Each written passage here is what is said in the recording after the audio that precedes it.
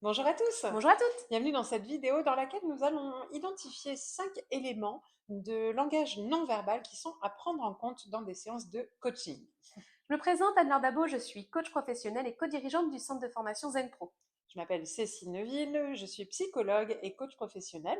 Et donc, dans tous ces métiers de l'accompagnement, quel qu'il soit, il y a des éléments importants à prendre en compte au-delà des mots. Il y a le langage verbal, certes, il y a plein de techniques au niveau verbal, mais là, on va mettre le focus sur le langage non verbal et paraverbal, tout ce qui est autour des mots et qui a vraiment de l'importance dans la prise en compte de l'accompagnement. Ça peut vraiment nous donner des clés pour la compréhension de ce que l'autre ressent, vit, veut exprimer consciemment ou non. Donc 5 éléments, allons-y, c'est parti. Le premier élément, ça va être visible au niveau du visage. Ce sont les expressions faciales. Vous allez détecter quand même pas mal de choses, pas mal de détails, que ce soit les yeux qui se ferment, le, ou alors le sourire, ou alors au contraire, voilà. Déception, ou oh, surprise. Enfin, il se passe beaucoup de choses, mine de rien, quand on parle. La personne, elle est en train de vous écouter attentivement, elle vous regarde, et d'un seul coup, et là, on se dit, ah, ça touche quelque chose d'intéressant. Donc, le langage non verbal des micros, et même quand elle-même est en train de parler, Mm. et que d'un seul coup, elle a un petit réflexe, c'est des réflexes inconscients, mais qui ont énormément de valeur. Donc, chacune de ces mimiques peut avoir son importance. Et nous, en tant que coach, bah, l'idée, ça peut être d'essayer de verbaliser. Tiens, je vois que vous avez foncé les sourcils. Qu'est-ce qui se passe là? Qu'est-ce que vous ressentez? Ça pourrait exprimer quoi, ce petit réflexe? Et là, la personne, ça lui permet de mettre en mots quelque chose qu'elle n'aurait peut-être pas mis en mots naturellement d'elle-même. Une première étape, expression du visage. La deuxième étape, eh bien, ça va être la posture. Et oui. Évidemment, vous pouvez tomber sur une personne complètement ouverte, décontractée, assise sur sa chaise, et au contraire, parfois, elle va pouvoir se renfermer, même croiser les bras. Et donc, du coup, on va détecter quand même peut-être potentiellement une fermeture sur quelque chose qu'on a pu dire, ou qu'elle a pu dire elle-même. Quelqu'un qui est en avant, qui est en arrière aussi. C'est vraiment, voilà, aller à votre écoute en avant, on voit qu'il y a un intérêt. Si elle se recule au moment de la discussion aussi, le mouvement pendant la discussion de la posture va avoir une indication. On parlait des bras croisés, des jambes croisées. Et ça, c'est des réflexes, clairement. Le fait de croiser les bras ou les mains au moment où vous êtes en train de parler ou au moment où elle est en train de parler, c'est un réflexe du corps de fermeture, de Mm. contrariété, peu importe le truc, mais il y a quelque chose qui se passe. Et ça ne veut pas dire qu'il faut interpréter tout ça à la lettre, et c'est pas tel geste égale tel message, mais ça veut dire qu'il y a quelque chose qui se passe, ça c'est sûr. Donc c'est de mettre des mots sur ce qui se passe avec la personne, d'observer, de verbaliser le non-dit et de voir en quoi ça peut être utile pour l'objectif de la personne en séance.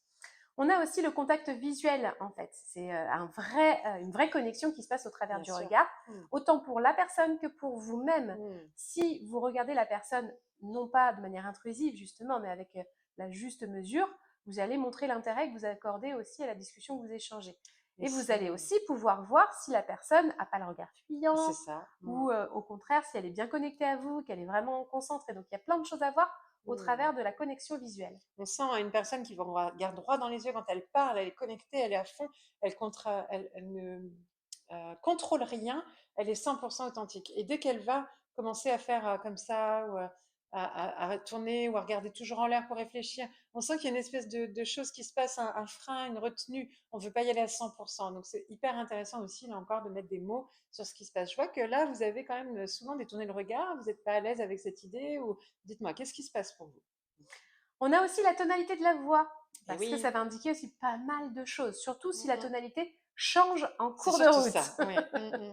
Si la personne a une tonalité plutôt pleine d'enthousiasme, et que d'un coup, hop, il y a une baisse du volume, même parfois même un Le rythme, silence, le volume, le timbre, enfin tout ça, tous les exactement. éléments de la voix en fait sont des indicateurs, et comme tu dis, c'est les ruptures qui sont les meilleurs indicateurs. C'est quand il y a un changement inattendu à un moment donné, là aussi, mettez le doigt dessus. Ça, c'est intéressant. Vous avez remarqué comme là, vous étiez enthousiaste, vous parliez vite, et puis d'un seul coup, là, vous avez ralenti. Ça signifie quoi?